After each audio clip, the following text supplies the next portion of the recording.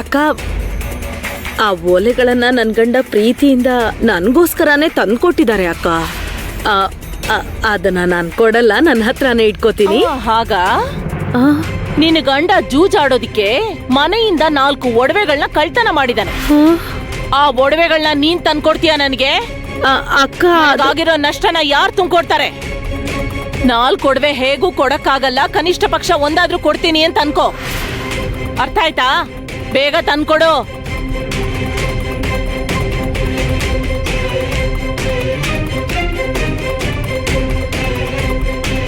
ಕೊಡು.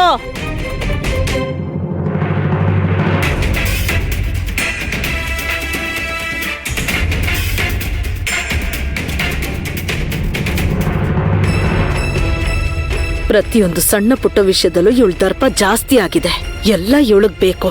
ದುಡ್ಡು ಇವಳ ಹತ್ರನೇ ಇರ್ಬೇಕು, ಒಡವೆನೂ ಇವಳ ಹತ್ರನೇ ಇರ್ಬೇಕು. ಪೆಟ್ಟಿಗೆಯಲ್ಲಿ ಬಚ್ಚಿಟ್ಕೊಂಡು ಹಗಲು ರಾತ್ರಿ ನಾಗಿಣಿ ತರ ಕಾವಲ್ ಕಾಯ್ತಿದ್ದಾಳೆ.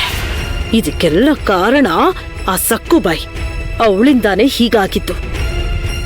ನಾನ್ ಆ ಸಕ್ಕುನ ಸುಮ್ನೆ ಬಿಡಲ್ಲ. ಅವಳ ಕತೆ ಮುಗಿಸ್ತೀನಿ. ಆವೀಕ್ಷಿತಸ್ಯ ಕಾಮಪ್ರೇ ವಿಶ್ವೇ ದೇವಾ ಸಭಾಸದೈತಿ. ಓಂ ಏಕದಂತಾಯ ವಿದ್ಮಹೇ ವಕ್ರತುಂಡಾಯ ಧೀಮಹಿ ತನ್ನೋ ದಂತಿ ಪ್ರಚೋದಯಾತ್.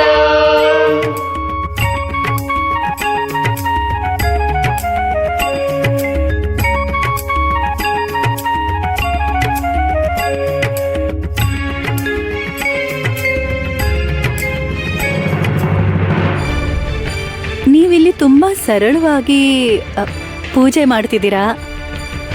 ಏನ್ ಹೇಳ್ಬೇಕು ಅನ್ಕೊಂಡಿದ್ಯೆ? ಏನಿಲ್ಲ ದೊಡ್ಡಮ್ಮ, ಸಕ್ಕು ಅತ್ತೆ ಮನೇಲಿ ಇದಕ್ ವಿರುದ್ಧವಾಗಿದೆ. ನಾನ್ ವ್ರತಕ್ಕೆ ಹೋಗಿದ್ದೆ ಅಲ್ವಾ, ಎಲ್ರೂ ರೇಷ್ಮೆ ಸೀರೆ ಉಟ್ಕೊಂಡಿದ್ರು, ಒಡವೆಗಳನ್ನ ಹಾಕೊಂಡಿದ್ರು. ಅದ್ಭುತವಾಗಿತ್ತು. ಅವರು ದೊಡ್ಡ ಮನೆಯವರನ್ನೇ ಮಂಗಳಗೌರಿ ವ್ರತಕ್ಕೆ ಆಹ್ವಾನ ಮಾಡಿದ್ರು. ನಿಮ್ಮಂತ ಸಾಮಾನ್ಯರನ್ನ ಕರೆದಿರ್ಲಿಲ್ಲ.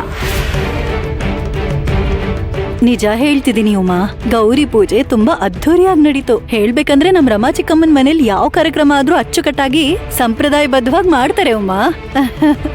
ಹಾಗ ಅವಳ ಆಚಾರಗಳು ಸಂಪ್ರದಾಯಗಳ ಬಗ್ಗೆ ನಂಗೆ ಚೆನ್ನಾಗ್ ಗೊತ್ತು. ಗಣಪತಿ ಮುಂದೆ ನಿಂತ್ಕೊಂಡು ಹೇಳ್ತಾ ಇದ್ದೀನಿ, ನನ್ ಮೊಮ್ಮಗಳಿಗೆ ಅವ್ರು ಹಿಂಸೆ ಕೊಡ್ತಿದ್ದಾರೆ. ನಾನೇನಾದ್ರೂ ಅಂದ್ರೆ ನೀನ್ ಅವ್ರಿಗೆ ಹೇಳ್ತೀಯ, ಅದಕ್ಕೆ ಸುಮ್ನಿದ್ದೀನಿ. ಅದ್ಗೆ ಮೊದಲು ಇದನ್ನ ಹೇಳಿ, ಸಕು ನೋಡಿದ್ರ ಹೇಗಿದ್ದಾಳೆ? ಸಂತೋಷವಾಗಿ ಆಟ ಆಡಿದ್ಲ? ಎಲ್ರ ಜೊತೆ ಆಟ ಆಡಿದ್ಲು. ಅಂದ್ರೆ ಅವಳೇ ಅಲ್ವಾ ವ್ರತ ಮಾಡಿದ್ದು. ನಿಮಗೊಂದ್ ವಿಷಯ ಹೇಳ, ನಮ್ ರಮಾ ಚಿಕ್ಕಮ್ಮ ಇರೋ ಜಾಗದಲ್ಲಿ ಅವ್ರನ್ ಬಿಟ್ಟು ಇನ್ಯಾರೂ ಕಾಣಿಸಲ್ಲ. ಅಲ್ಲಿ ಎಷ್ಟು ಜನ ಇದ್ರು ಎಲ್ರೂ ಅವ್ರ ಮುಂದೆ ಸೊನ್ನೆನೆ. ಸಕ್ಕು ಆಟ ಆಡಿದ್ಲ ಅಂತ ಯಾಕೆ ಕೇಳಿದ್ದು ಅಂದ್ರೆ, ಸಕ್ಕು ಆಟ ಆಡಿದ್ಲು ಅಂದ್ರೆ ಸಂತೋಷವಾಗಿದ್ದಾಳೆ ಅಂತ ಅರ್ಥ. ಅವಳು ಯಾಕೆ ಸಂತೋಷವಾಗಿರಲ್ಲ? ಅವಳು ತವ್ರ ಮನೇಲಾದ್ರೆ ವರ್ಷ ಪೂರ್ತಿ ಬಡತನದಲ್ಲೇ ಇರ್ಬೇಕು. ಊಟ ಉಪಚಾರ ಆಡಂಬರಾನೇ ಇರಲ್ಲ. ಅದಕ್ಕೆ ಸಕ್ಕು ಅಲ್ಲಿ ಸಂತೋಷವಾಗಿ ಕಾಲ ಕಳೀತಿದ್ದಾಳೆ. ಸಂತೋಷವಾಗಿದ್ದಾಳ ಅಂತ ಕೇಳ್ತಿದ್ದೀರಲ್ಲ? ನಿನ್ ಜೊತೆ ಪ್ರೀತಿಯಿಂದ ಮಾತಾಡ್ತೀನಿ, ವಾತ್ಸಲ್ಯ ತೋರಿಸ್ತೀನಿ. ಅದಕ್ಕೆ ಸರಿಯಾಗಿ ಬುದ್ಧಿ ಕಲಿಸ್ದೆ ಸಕ್ಕು. ಏನಾಯ್ತು ಚಿಕ್ಕತ್ತೆ? ನನಗೆ ಮತ್ತೆ ಪ್ರಶ್ನೆ ಮಾಡ್ತಿದ್ಯಾ? ಅಲ್ಲಿ ನಿಮ್ಮತ್ತೆ ನಿನ್ನಾದ್ನಿ ನಿನ್ನ 100 ಪ್ರಶ್ನೆ ಕೇಳ್ತಾರೆ. ಬಾಯ್ ಬಿಡು ಅಂತಾರೆ. ಅವಾಗ ಮಾತಾಡ್ದೆ ಬಾಯಿ ಮುಚ್ಕೊಂಡಿರ್ತೀಯ. ಅನಾವಶ್ಯಕ ಸಮಯದಲ್ಲಿ ಮಾತ್ರ ಬಾಯಿ ಬಿಡ್ತೀಯ. ಬೇಡದಿರೋ ವಿಷಯಗಳಲ್ಲಿ ಬಾಯಿ ಹಾಕ್ತೀಯ. ಏನಾಯ್ತು ಚಿಕ್ಕತ್ತೆ?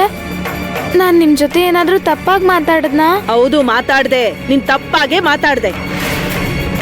ಒಪ್ಕೊಳೆ, ವ್ರತ ಮುಗಿದ ತಕ್ಷಣ ನೀನ್ ನನ್ ಜೊತೆ ಮಾತಾಡ್ದೆ ಅಲ್ವಾ? ಚಿಕ್ಕತ್ತೆ, ನಿಮ್ ಕಿವಿಲಿರೋ ಓಲೆಗಳು ತುಂಬಾ ಚೆನ್ನಾಗಿವೆ. ನಿಜವಾಗ್ಲೂ ನೀವು ತುಂಬಾ ಅಂದವಾಗಿ ಕಾಣ್ತಿದ್ರಿ. ನಾನ್ ಮನಸ್ಫೂರ್ತಿಯಾಗಿ ಹೇಳ್ದೆ ಚಿಕ್ಕತ್ತೆ. ನಾನೇನಾದ್ರೂ ನಿನ್ನ ಕೇಳದ್ನಾ?